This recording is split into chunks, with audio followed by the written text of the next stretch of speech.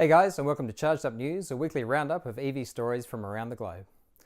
This week's show will include petrol and diesel bans in Israel and Denmark, some African desert testing of the Audi E-Tron, making electric cars a little bit noisy, and sales begin for the electric version of the iconic Vespa. But first up, Porsche is one manufacturer that seems to be taking the threat from Tesla very seriously. With €6 billion in investments and over 1,200 new employees for the launch of the Taycan alone, Porsche is undergoing massive change while firmly committing to electric mobility. Their management is predicting that 50% of Porsche models delivered from 2025 will be electrified, but one of the best things for me is their sustainability plans. The Taycan production process will be carbon neutral, while the future goal in production is to establish a factory with no environmental impact.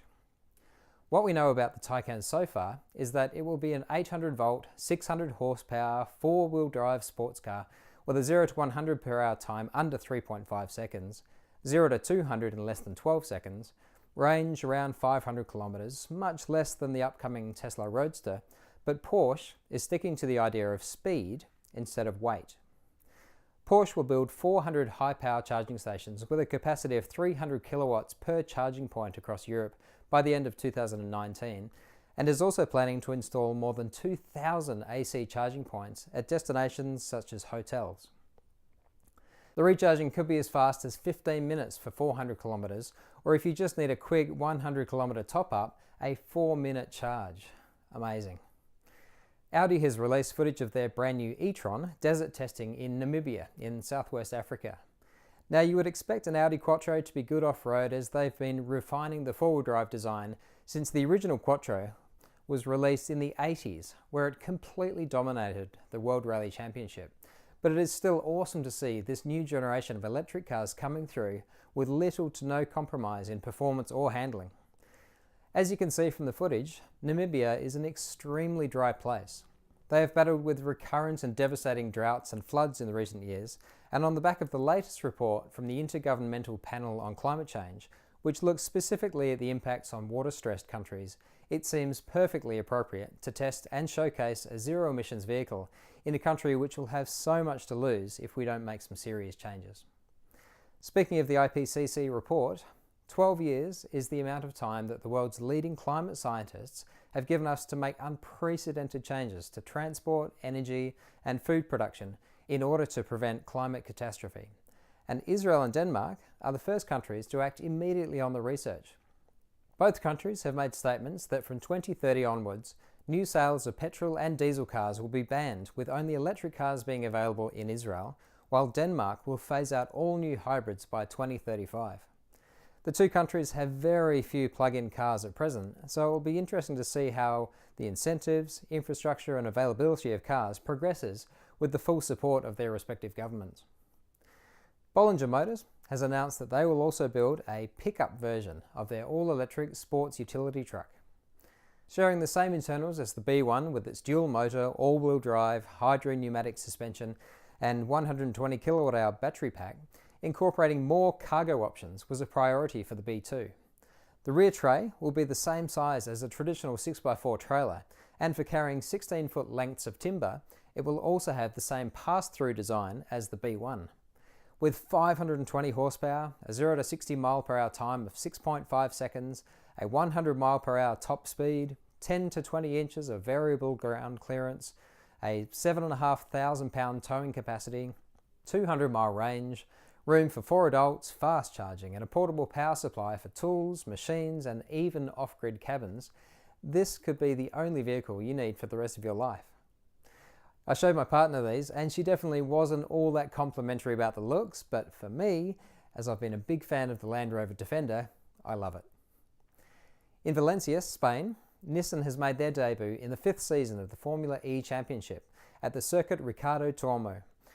Driven by former series champion Sebastian Buemi, Nissan finished the day in 8th place with a time of 1 minute 18.1, with lap times being nearly 3 seconds faster than last year. The energy storage capacity has been doubled compared to the Generation 1 cars, so with new batteries, aerodynamics and no mid-race car swaps, the expectation is that there will be fast, close racing from the 22 drivers. If you want to see some crazy onboard footage, then check out the YouTube video of Sebastian Buemi's front wheels coming off at the 2010 Chinese Grand Prix. I'll put a link in the description. Now, I'm a bit conflicted about the next story. One of the best things about EVs is their lack of sound. The smooth, almost silent, effortless gliding along the road makes for an incredibly relaxing driving experience. But unfortunately, this attribute can be a bit of a problem in urban environments for pedestrians, and especially for those who are visually impaired. Ahead of new UK legislation which comes into effect in July 2019, Jaguar has developed an audible vehicle alert system for the I-Pace, which is permanently active at speeds up to 20 km per hour. Have a listen to what they've come up with.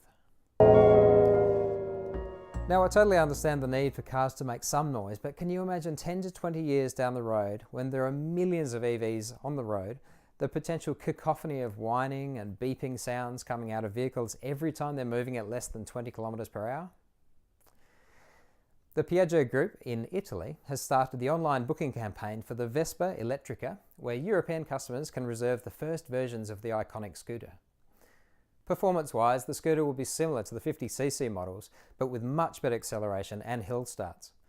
The scooter will have a maximum range of 100 kilometres, a 4-hour recharge time from the onboard charger using a standard power point, and a retail price of €6,390. Twist and go scooters are perfect around town, and if I didn't have an electric cargo bike already, I would definitely consider one of these.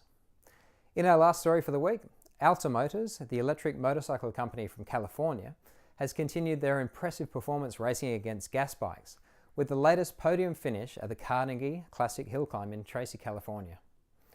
Competing against heavily modified race bikes up to 700 cc's, their nearly stock Redshift EXR with an extended swing arm managed to come in 4th place, while in the Enduro Climb Shootout, a head-to-head battle through Enduro-type obstacles before heading straight up the hill to the finish line, they came in 2nd. Just as I was putting this show together, I came across a report that said Alta Motors had ceased operations while they look for new investors. This is really disappointing as they've made some fantastic bikes, but hopefully it's just a small hiccup and not the end for this awesome company. So, thanks for tuning into the show. As always, if you'd like to keep up to date with the latest EV news and you're not subscribed already, then hit the red subscribe button and I will see you on the next one.